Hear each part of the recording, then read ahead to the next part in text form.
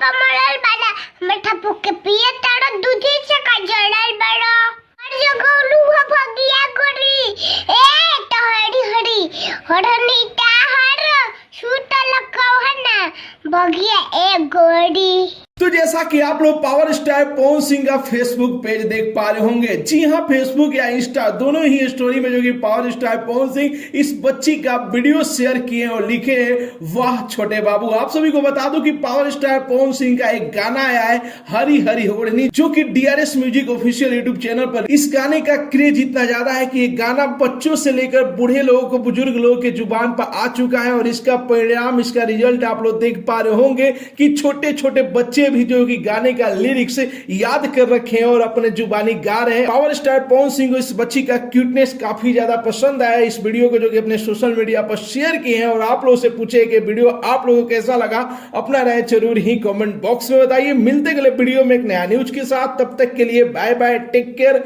Jai Hind.